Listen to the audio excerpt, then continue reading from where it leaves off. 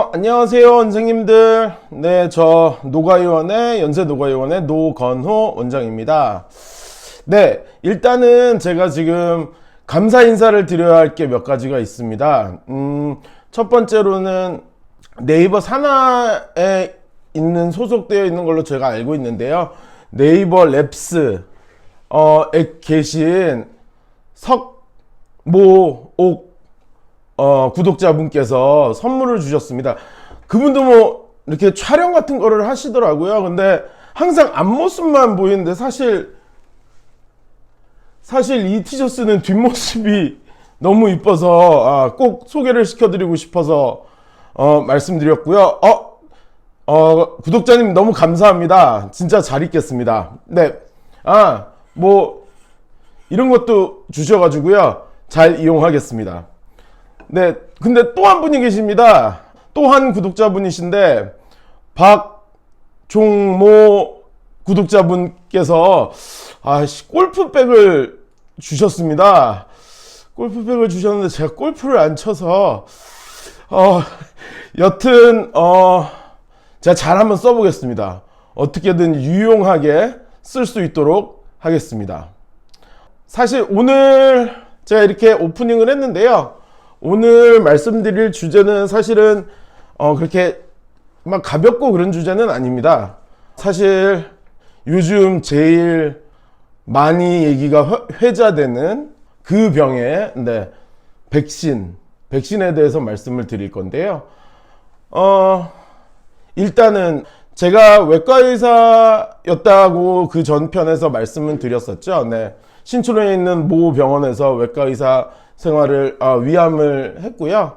사실은 또 근데 제가 또 좀 많이 바꿨습니다. 사실은 그 전에는 서울대학교 생명과학부에서 졸업을 했고요. 졸업을 했고 거기서 사실 그 4학년 때 방학 때 면역학 실험실 성모 교수님의 면역학 실험실에서도 방학 때 학생으로 뭐 완전히 뭐 거기에 연구실에 들어간 건 아니고요. 그쪽에 좀 관심이 있어서 좀 연관이 돼서 제가 하는 얘기가 뭐 그렇게 막 비전문적이거나 그러지는 않을 거라고 생각합니다. 근데 사실은 제가 뭐 병원도 하고 뭐 이 유튜브도 하고 이래서 뭐 이렇게 자세하게 공부하지는 않았는데요. 그래도 다른 일반인보다는 조금 더 많이 공부를 했다고 자부하기 때문에 그냥 제 생각을 좀 말씀을 드리고 싶어서 이 영상을 찍게 되었습니다. 그리고 전에 이제 선생님들 두 분이 벌써 만들어 주셨더라고요. 만들어 주셔서 제가 편집을 했는데 너무 잘 하셔가지고요. 그리고 너무 반듯하게 저의 모습과는 달라서 오늘 좀 이렇게 좀 머리도 좀 하고 했습니다. 제 집에 있는 제일 가까운 구독자가 또 뭐라고 해가지고요. 좀 잘 나오게 해라 이런 식으로 말씀을 해 주셔가지고 그 구독자님께서 제가 이렇게 영상을 찍게 됐습니다. 네, 원래 제 복장으로 돌아왔습니다. 안쪽에는 입고 있습니다. 구독자님 너무 감사합니다. 네, 백신에 대해서 좀 할 말이 많습니다. 일단은 그저께였습니다. 어떤 환자가 들어오시더니 뉴스를 보시고 제가 그 전에 백신을 맞으라고 제가 환자분께 말씀을 드렸는데 요즘 막 아스트라제네카 백신이 뭐 유럽에서 뭐 이제 금지당했다 뭐 이러는데 이거 맞아도 되는 거냐 이거에 대해서 저한테 질문하셨습니다. 그 환자는 중년의 어떤 남성분이시고요. 고혈압하고 당뇨 이걸로 저한테 지금 1년 넘게 케어를 받고 계셨던 분입니다. 그러니까 환자의 질문인즉슨 나같이 고혈압하고 당뇨같이 기저질환이 있는 사람들의 경우는 그게 위험성이 되게 많은데 맞아도 되는 건가요? 지난번에 원장님이 맞으라고 말씀하셨는데 잘못된 거 아닌가요? 이렇게 질문을 하셨습니다. 그래서 제가 대답을 드렸습니다. 네, 맞으셔도 됩니다. 사실 정답은 그거는 아닙니다. 사실은 모르는 겁니다. 모른다고 해야지 맞는 건데요. 그거는 이제 차차차차 제가 설명을 드리겠습니다. 제가 왜 그렇게 대답을 했는지. 백신이 일단은 위험하다는 게 제일 처음이 아나필락시스 반응 때문이라고들 막 뉴스에 나오고 그러죠. 근데 제대로 교육된 의사가 있는 병원에서 맞는 백신은 저는 안 위험하다고 생각합니다. 왜냐하면은 사실 저는 외과 이제 수련을 거치면서 심정지를 너무나 많이 경험했던 사람이기 때문에요. 솔직히 아나필락시스는 그냥 잘 케어하면 그냥 괜찮다고 저는 생각을 하거든요. 그래서 환자분한테 뭐 저희 병원에 와서 맞으십시오. 네, 제가 다 해결해 드리겠습니다. 물론 장비도 다 준비되어 있고요. 기도삭관하는 거나 아니면은 저희가 에피네프린이라는 약물을 주입을 해야 되는데 그것도 다 구비가 되어 있고요. 그래서 저는 자신 있게 저희 병원 와서 맞으십시오. 물론 저희 병원이 그렇게 크지가 않기 때문에 제가 한 번에 감당해야 되는 아나필락시스가 2명 이상은 안 될 거거든요. 너무 잘 돼서 2명 이상 되면은 저 같은 의사가 1명이 더 있어야겠죠. 근데 이런 병원에서는 저는 자신 있게 와서 맞으십시오 이렇게 말했던 겁니다. 근데 아까 말해서 왜 정답이 모른다냐 하면은 일단은 임상시험이 뭔지에 대해서 좀 얘기를 드려야 될 것 같습니다.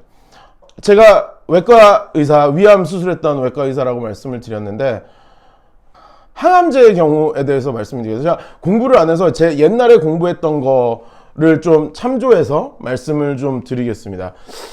여러분, 항암제 같은 경우에는 이제 임상시험을 거치는데 1상, 2상, 3상을 거칩니다. 뭐 1상, 2상, 3상 그 자세한 거는 제가 말씀드리면 너무 길어지고요.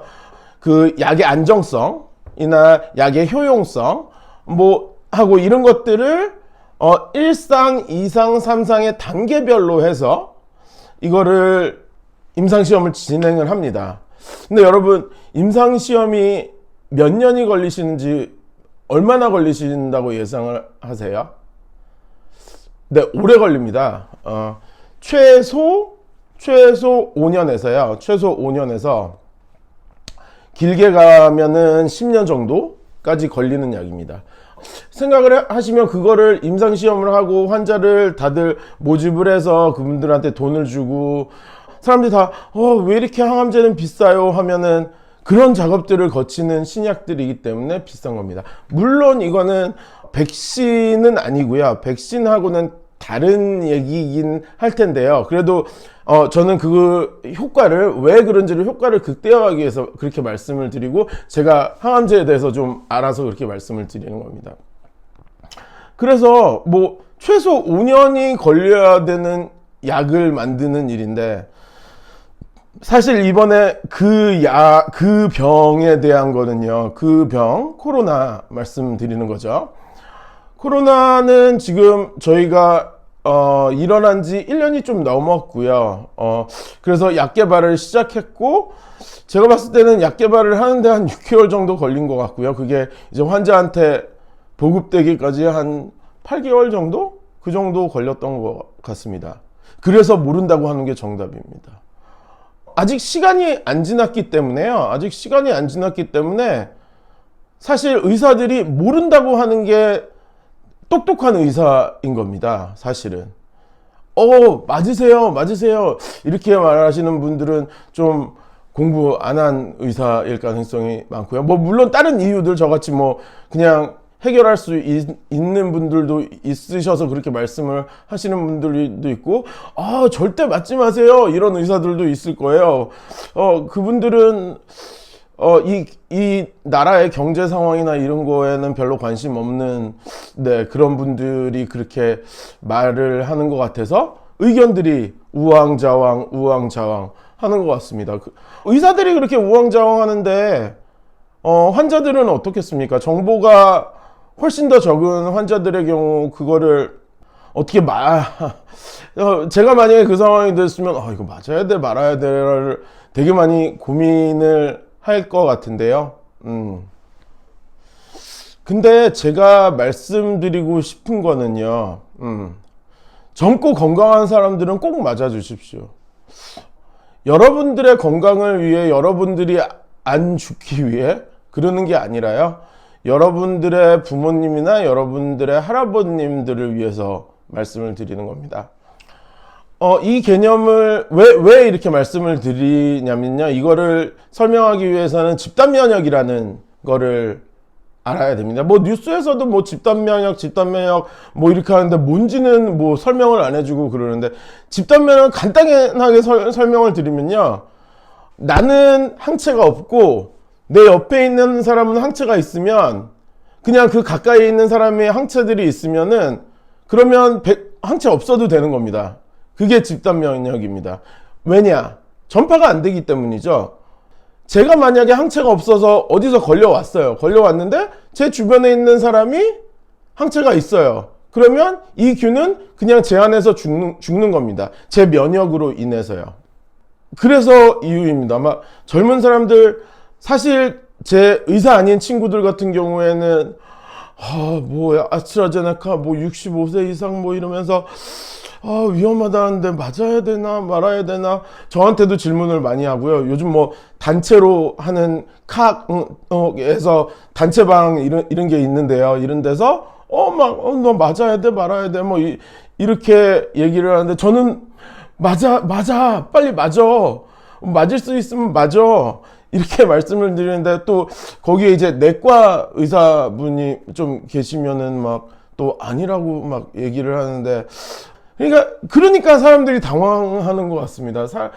생각은 되게 많이 틀리고, 근데 그거는 맞습니다. 그 아나필락시스가 나타나면은 그거를 감당할 수 있는 의료진이 있는 곳에서 맞으면은 저는 상관없다고 생각을 하거든요. 뭐 아나필락시스가 일어났다고 해서 후유증이 있는 거는 아니니까요. 잘만 대응을 하면.